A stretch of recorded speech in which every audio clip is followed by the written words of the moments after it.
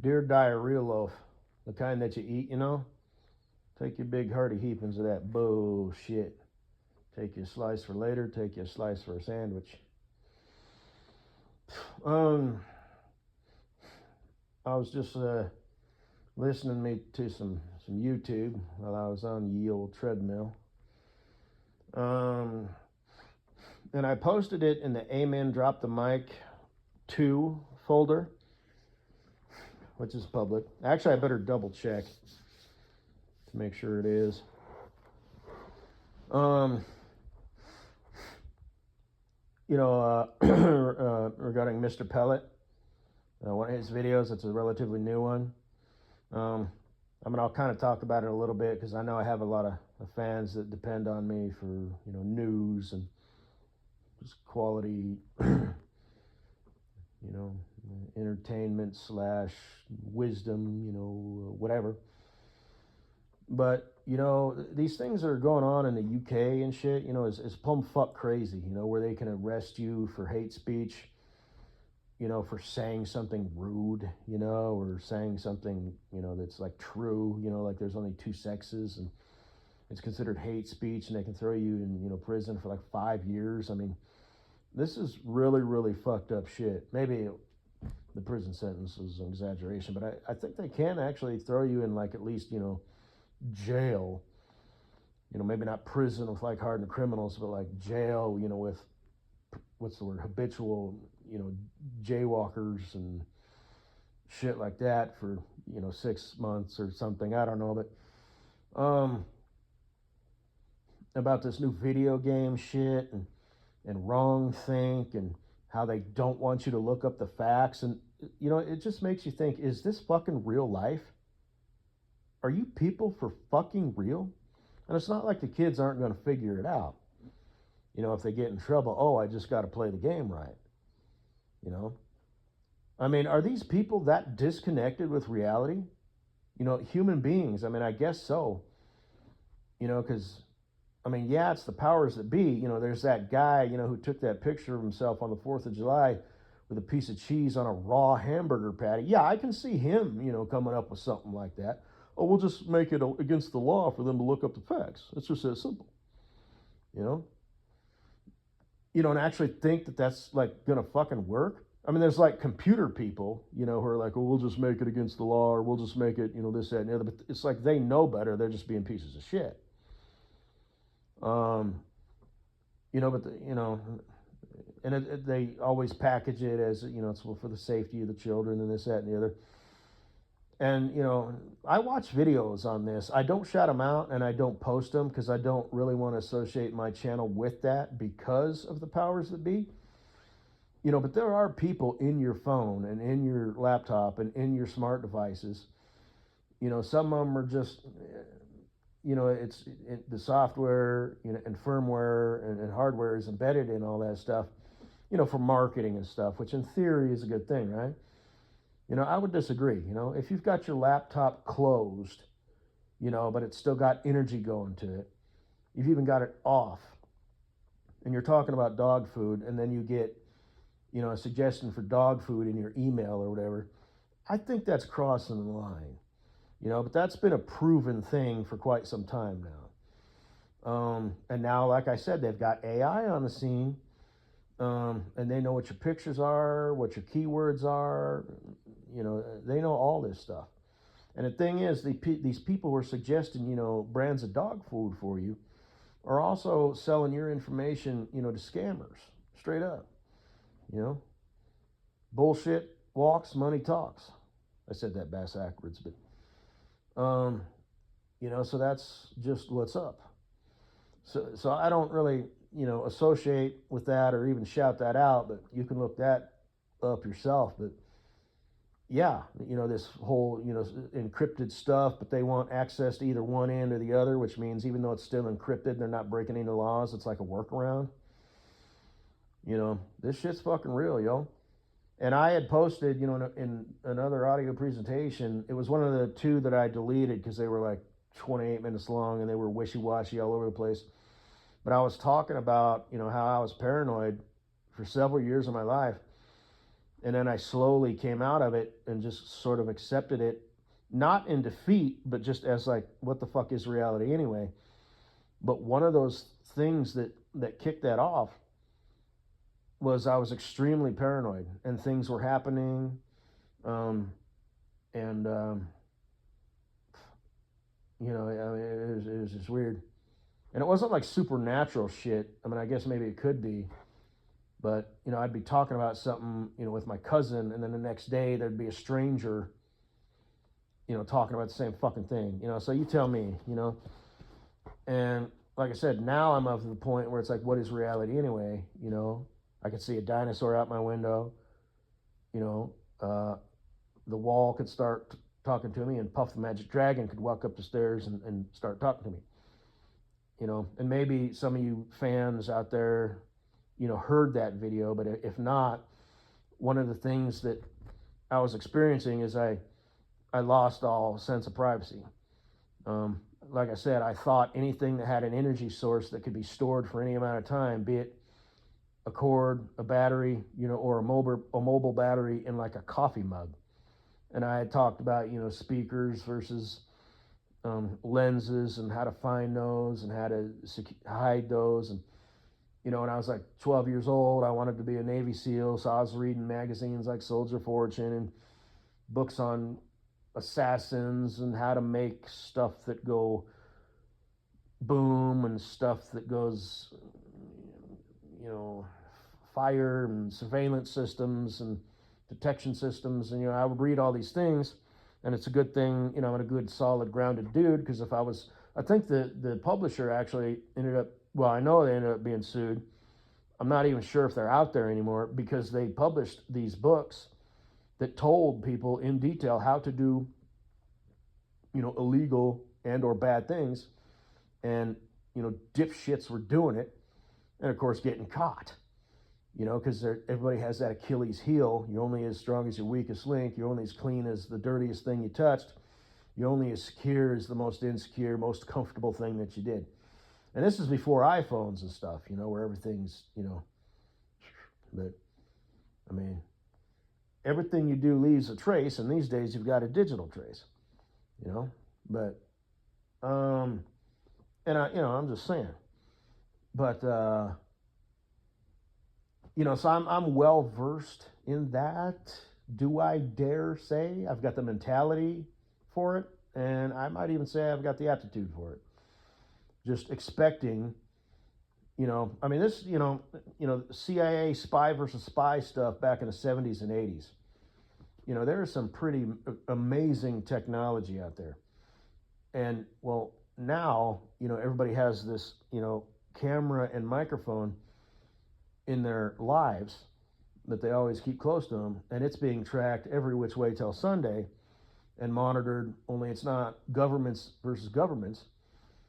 You know, it's advertisers, you know, and Google, you know, and the powers that be, you know, fronting and packaging as, well, this is for the good of you. We want to serve you. If we're listening to your personal conversations, then we'll know what you want. And, you know, then there's, you know, kind of the other side of that, you know, kind of what's really going on.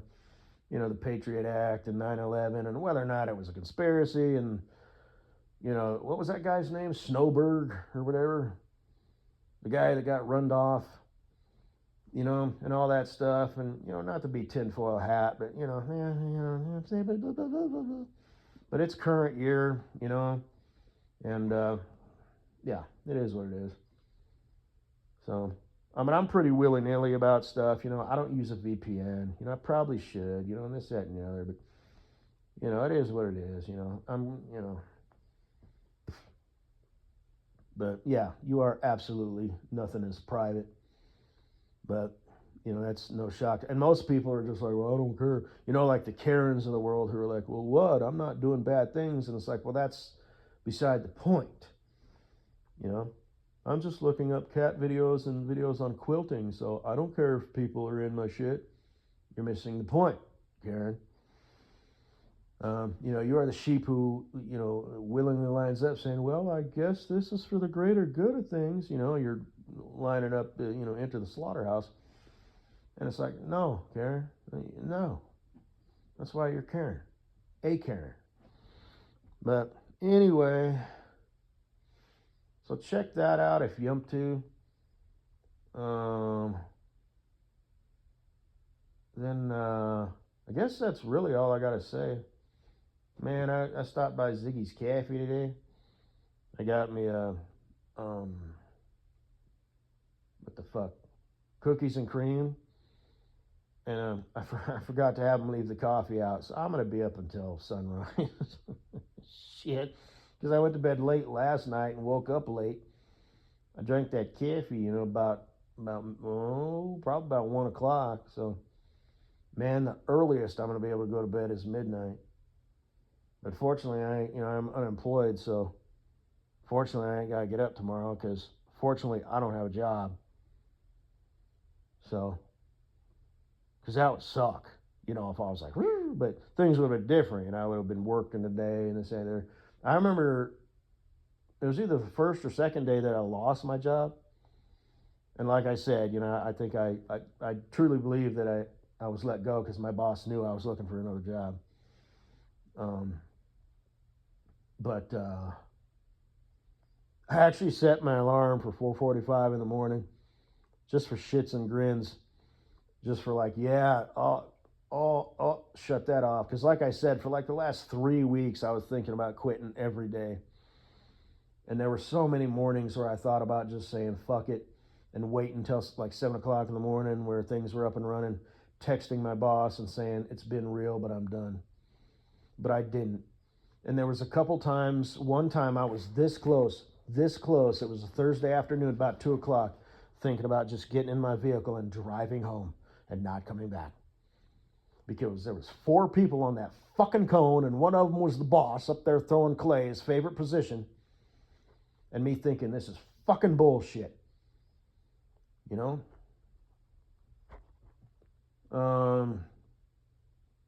some people might say, well, that sounds easy. It's an easy gig.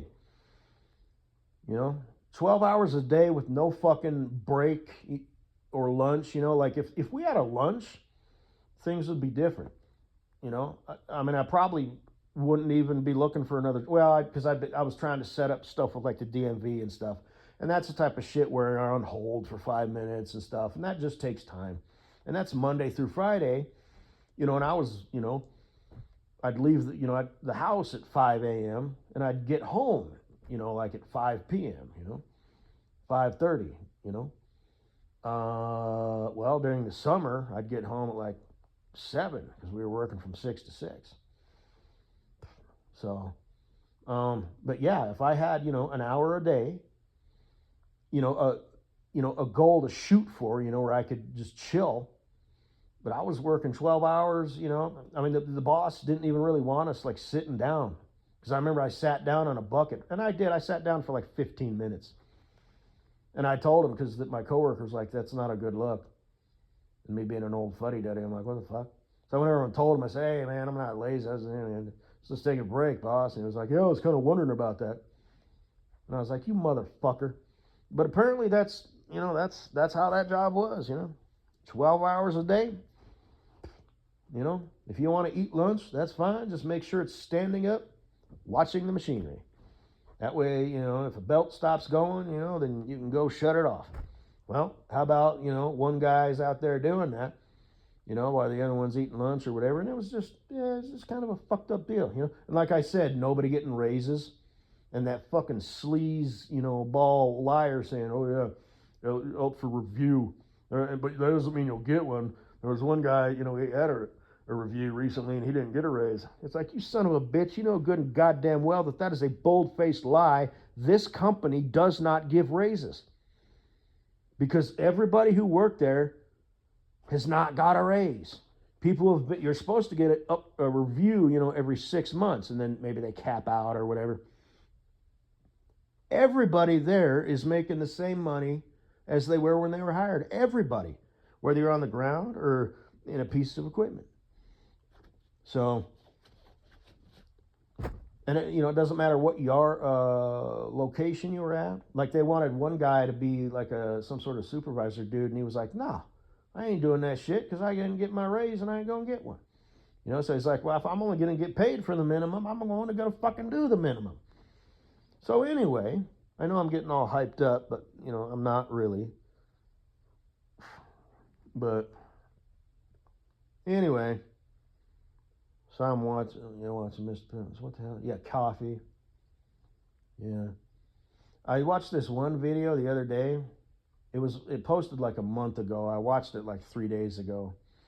Because I kind of get, I'll watch like the last 6 videos that he did, and then I'll just sort of pick and choose based on the title and whatnot. And this one was about this girl. She had a good look, she had a look that I like, just sort of that average, real woman look. But she was in tears, which is kind of hard to watch because I don't actually like that. I mean, I'm not like a simp or a blue pillar, but if you're like some pretty hot chick, then it's kind of like you get no sympathy because hot girl problems. But if you're like a real life, broad that I would see at the grocery store and you're all choked up, that does kind of, whatever. It kind of gets me a little bit just because I'm human, But she was talking about this dude, I guess she was a kind of a free spirit, just sort of casual hookup kind of girl, but it was all above board, and apparently everybody else, was aware of each other, and it was just this stuff. So she was kind of a hoe, and it's a double standard for chicks. Guys, it's, they're studs.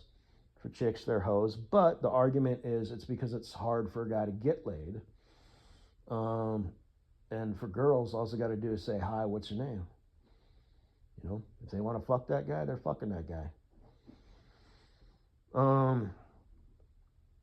And it could, he could be out of her league, and that's why they get these high standards because, she's a she's a Mrs. Butthead, who wants to date a decent dude. That decent dude will fuck her. That decent dude will marry her. That decent dude will brag to his mother that, Ma, I met a girl. She's the one. She's going to give you grandbabies. And she could have a cartoon-sized ass, and that's just what guys are into these days, apparently. So, like, am I overthinking things? Is it kind of, yeah, that's a huge fucking ass. But you mean you actually did that? Yes, I did. It has been confirmed. Am I seeing things? Is this for real? Yep. She's one of them girls now. Like Kleber, she kind of had like a booty butt, right? It's like, okay, yeah, it's kind of, but that's fine. And then there's Mrs. Butthead, who has gone above and beyond, probably because of the Gweed, who apparently is a faggot. Greek god or not, like I said in my last audio presentation, he may have been one, or no, he was never one. It's just that's where he came from. He came from the land of immortal Greek gods, with wizards that shot lightning out their eyes and, stuff like that. But he was an outcast, so, anyway, so what the fuck was it? Oh yeah, so she met this boy, right? Nice boy, kind of a dork, maybe a Ben or a Brian. Hopefully not like a Ben or a Brian as the actual category goes, because people tend to come out of vending machines. So not that Ben and Brian, but maybe kind of a subset of that Ben and Brian, just not pieces of shit. But, kind of the same, But anyway, and she fell in love with him. And she was just sort of, it sounds like she got herself into these toxic, like hurtful, she had a tendency to date guys who were bad for her, I think she said. Yet she, just kept pursuing that and, it was just, the butterflies and dating someone new, dating someone dangerous, someone who disrespects her and whatever's going through her mind, maybe she takes it as a challenge, of some sort. He just wants to get laid, because he's simple, but she's more complicated and maybe wanting to do some things. Maybe she just wants to get laid. Maybe she's got some head problems. Maybe there's some deeper issues. Maybe she's thinking maybe there's something underneath that I can discover or bring out. Maybe she's doing the I can change him, sort of a deal. I don't know. But fell in love with this dude like fast. Um, it kind of caught her by surprise. Maybe it was because he was a dork. Maybe it's because he was nice. Maybe I think it was a combination of he was different, he was nice, and she was ready for a change. That's what I think. I just thought of that right now. It's probably those three things. Um, and he's just like, hey, here's a girl, we're dating, blah, blah, blah. And it sounds like he either did it on purpose for malicious reasons, or most likely he found out that she was a free spirited, you know, give it up willy nilly, open relationship, situationship type of girl, and he had nothing to do with it. Because I remember she said that. She was like, it's almost like he did it on purpose. Maybe. I think more realistically, though, it's probably he just found out that you were a quote unquote hoe. Even though, like I said, kind of like Mrs. Butthead, it's like at first, appearance, it's like, yeah, hoe. She's got the numbers. But, there's a little bit more to it than that. It's not so cut and dry. And like in her case, like in Mrs. Butthead's case, I just think she knows that she's a fugly duckling and she just can't really turn any things down, number one. Number two, she needs to do things. She needs to get out the house and do things with the opposite sex. Someone that she is fucking her and someone that she is like intimate with in that way. So the opposite sex fucking her and like intimacy. And by intimacy, I just mean I'm speaking kind of generally, you know what I mean? Just you're in a relationship, you're dating that person. So that's three things, whatever. And it's probably the same for a lot of girls. But I don't think Mrs. Butthead was like, well, I'm going to see if maybe there's this going on or maybe I can do that. But with this other girl, it sounds like maybe there was some deeper issues of, let's just do this and see what happens. And maybe this will work out a little bit better this time. Maybe I can direct the relationship this way. I'm just sort of making this all up. I don't know nothing. But Mrs. Butthead, I think it was a lot more simple for her. She just couldn't turn anything down. And she needed to be, as I used to say, fed, fucked, and entertained by the opposite sex. But she had mentioned that he kissed her on the forehead. And she was talking about that. She was like, he kissed me on the forehead. And I said, don't. Because she knew that, it would like, she was falling in love with him. And then she did, because chicks love those tender acts of kindness. And when I said the kiss on the forehead and stuff about like Katie Boo, I didn't get that from that. That's just me speaking generally. I mean, I've said that before. But, and his 12-year-old, prince, of the playground ass said, why? You think you're going to fall in love? Well, let me do it again. Because she's repeating this. And then she's like, well, you evil son of a bitch, And I thought, well, the both of you are idiots, because she's fallen in love, and then she says that when she should have just embraced it and just let that happen. And like I said, his prince of the playground, 12-year-old, player ass said, what, you think I'm going to catch a feeling? Well, let me do it again. Kiss you. And what he should have said is nothing, and didn't do it again, but gave her a hug, brought her in a little closer, a little tighter, and maybe give her a couple rubs with one arm, one hand. And then just embraced her for a bit. Dude, you're sealing the deal. You didn't do it again like a 12-year-old prince player of the playground. You did it like a grown fucking player, possibly even a Kang. You did what she told you not to do, but you didn't obey. But anyway, so that just kind of caught my attention. That you're dealing with a couple of amateurs.